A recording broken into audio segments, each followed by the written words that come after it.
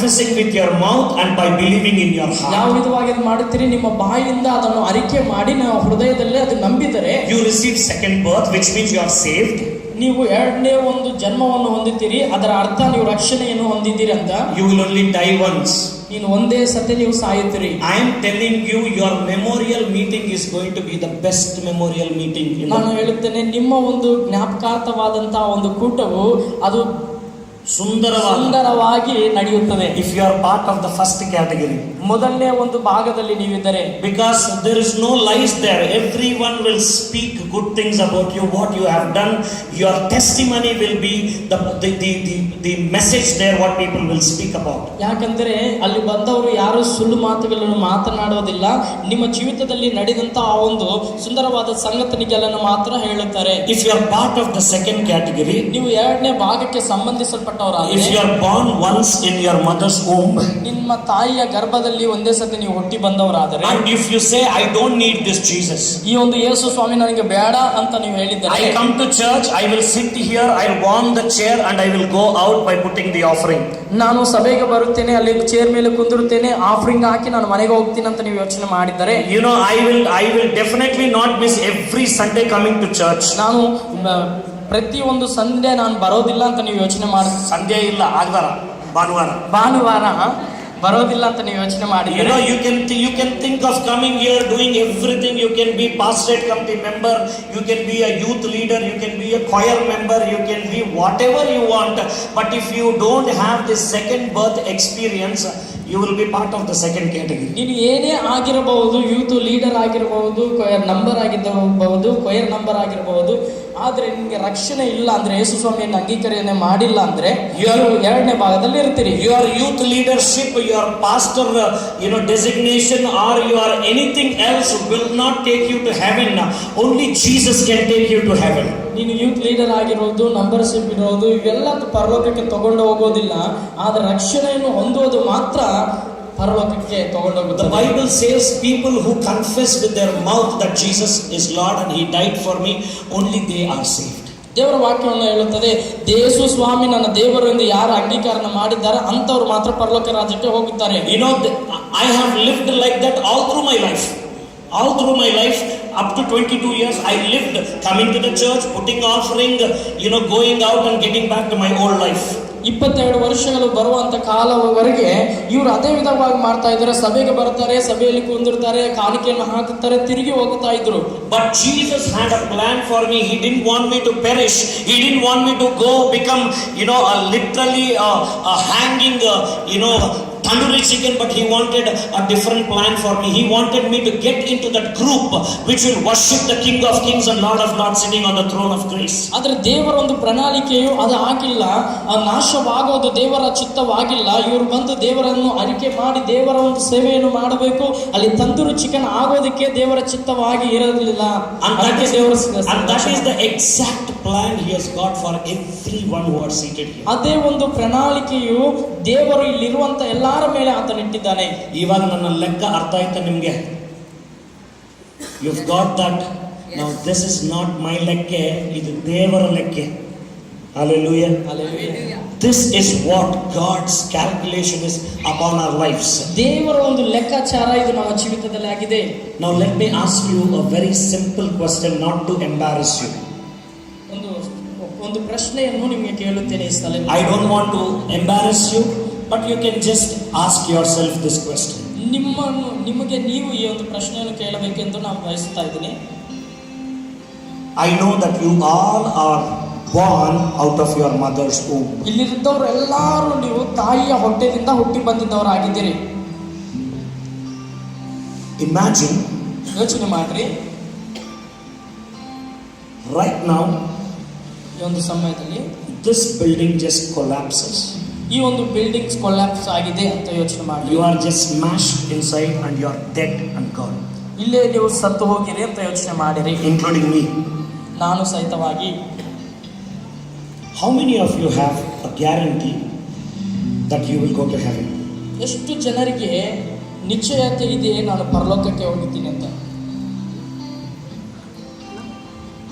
Let me see your precious hands. ನಿಮ್ಮ ಅಮೂಲ್ಯವಾದಂತಹ ಹಸ್ತಗಳನ್ನು ನಾನು ನೋಡಬೇಕೆಂದು ಇಷ್ಟಪಡುತ್ತಾ ಇದ್ದೀನಿ.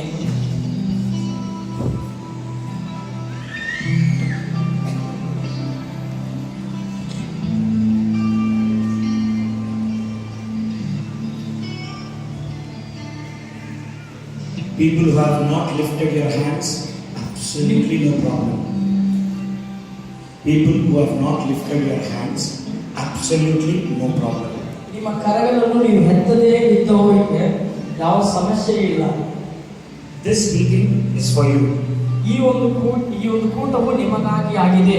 The whole objective of this meeting is for you to come from that second stage to the first stage. ನೀವು ಮೊದಲನೇ ಭಾಗದಿಂದ ಎರಡನೇ ಭಾಗಕ್ಕೆ ಬರಲಿಕ್ಕಾಗಿ ದೇವರು ನಿಮ್ಮೊಟ್ಟಿಗೆ ಮಾತನಾಡಲಿಕ್ಕಾಗಿ ಒಂದು ಕೂಟವನ್ನು ಆತನು ನಡೆಸಿದ್ದಾನೆ. The very reason of Jesus leaving that heavenly place and coming into this world is for you to move from that second stage to the first stage. ಯೇಸು ಸ್ವಾಮಿ ಪರಲೋಕವನ್ನು ಬಿಟ್ಟು ಈ ಲೋಕಕ್ಕೆ ಬಂದಿದ್ದಂತ ಆ ಒಂದು ದೊಡ್ಡ ಕಾರ್ಯ ಯಾಕೆಂದರೆ ನೀವು ಎರಡನೇ ಭಾಗದಿಂದ ಬಿಟ್ಟು ಮೊದಲನೇ ಭಾಗಕ್ಕೆ ಬರಬೇಕೆಂದು. He doesn't want you to experience this. ಆತನು ಇದನ್ನು ನೀವು ಅನುಭವ ಮಾಡಲಿಕ್ಕೆ ಅದನ್ನು ಇಷ್ಟಪಡ್ತಾ ಇಲ್ಲ. He doesn't want you to hang there and scream and shout and shout and shout and say, "Oh my God, I just can't take this." ನೀವು ನರಕದಲ್ಲಿ ಆ ಸ್ಥಳದಲ್ಲಿ ಕರ್ತನೆ ನಾನು ಇದನ್ನು ಭರಿಸಲಿಕ್ಕೆ ಆಗುವುದಿಲ್ಲ ಅಂತ ನೀವು ಕೂಗಾಡುವಂತ ಆ ಒಂದು ಪರಿಸ್ಥಿತಿಯಲ್ಲಿ ಇರಬಾರದು ಅಂತ ದೇವರು ಇಷ್ಟಪಡುತ್ತಾ ಇದ್ದಾನೆ. Only because of that reason he got onto the cross and he took that death. ಆ ಒಂದು ಕಾರಣಕ್ಕಾಗಿ ಯೇಸು ಸ್ವಾಮಿ ಲೋಕಕ್ಕೆ ಬಂದು ಆ ಶಿಲುಬೆಯ ಮೇಲೆ ಆತನು ಪ್ರಾಣವನ್ನು ಕೊಟ್ಟಿದ್ದನು. My Jesus died for you. ನನ್ನ ಯೇಸು ನಿನಗಾಗಿ ಆತನು ಮರಣವನ್ನು ಹೊಂದಿದನು. My Jesus face was made so ugly that you and me should look beautiful. ಆತನು ಸುಂದರನಾದಂತ ಆತನ ಮುಖವನ್ನು ನೋಡಲಿಕ್ಕೆ ಆಗದಂತ ವಿಧವಾಗಿ ಆತನು ಕಷ್ಟಪಟ್ಟನು. My Jesus became a sickness because you and me have to be healthy. ನೀನು ನಾನು ಆರೋಗ್ಯವಾಗಿರಬೇಕೆಂದು ಆತನು ನಮ್ಮ ರೋಗಗಳನ್ನು ಆತನು ತಗೊಂಡನು. He took all the pain so that you and me will be painless. ನೀವು ನಾವು ಸುಖವಾಗಿರಬೇಕೆಂದು ಆತನು ನಿನ್ನ ನನ್ನ ಎಲ್ಲಾ ಒಂದು ನೋವನ್ನು ಆತನು ತಗೊಂಡಿದ್ದಾನೆ. He died literally by shedding every drop of his blood so that you can live forever and ever and ever, not only on this earth but also in heaven along with him. ನಿತ್ಯವಾಗಿ ನಿರಂತರ ಪರಲೋಕ ರಾಜ್ಯದಲ್ಲಿ ಜೀವಿಸಬೇಕೆಂದು ಆತನ ಅಮೂಲ್ಯವಾದಂತ ಎಲ್ಲಾ ರಕ್ತವನ್ನು ಆತನು ಈ ಲೋಕದಲ್ಲಿ ಸುರಿಸಿದನು ನಿನಗಾಗಿ. My Jesus loves you. ನನ್ನ ಯೇಸು ನಿನ್ನನ್ನು ಪ್ರೀತಿ ಮಾಡುತ್ತಾನೆ. Jesus loves holy. ಯೇಸು ಸ್ವಾಮಿ ಹುಟ್ಟಿಯನ್ನು ಪ್ರೀತಿ Jesus ಮಾಡುತ್ತಾನೆ. loves everyone who are seated here. ಇಲ್ಲಿ ಕುಳಿತವರ ಎಲ್ಲರನ್ನು ಯೇಸು ಸ್ವಾಮಿ ಪ್ರೀತಿ ಮಾಡುತ್ತಾನೆ. If he can save a dirty fellow like me, he can save you as well. ನನ್ನಂತ ಕೆಟ್ಟವನನ್ನು ಯೇಸು ಸ್ವಾಮಿ ಬದಲಾವಣೆ ಮಾಡಿದ್ದಾನೆ. ನಿನ್ನನ್ನು ಬದಲಾವಣೆ ಮಾಡಲಿಕ್ಕೆ He shed his precious blood for you so that you will be saved.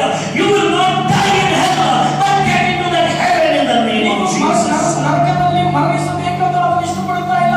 ನೀನು ರಕ್ಷಣೆ ಹೊಂದಬೇಕೆಂದು ನಿನಗಾಗಿ ಆತನು విడవకూడని భాగ్యమైన మటుకి ఆ పర్వత రాజ్యాన్ని విడిచి నీ కొరకైన మనుష్య రూపం ధరించాడు. ಬಿಟ್ಟಬಾರದಂತ ಒಂದು ಮಹಿಮೆಯ ಸ್ಥಳವನ್ನು ಆತನು ಬಿಟ್ಟು ನಿನಗಾಗಿ ನನಗಾಗಿ ಆತನು ಮನುಷ್ಯನಾಗಿ ಮಾರ್ಪಾಟನ್ನು ಹೊಂದಿದನು. I challenge you, you can go and ask your parents to die for you.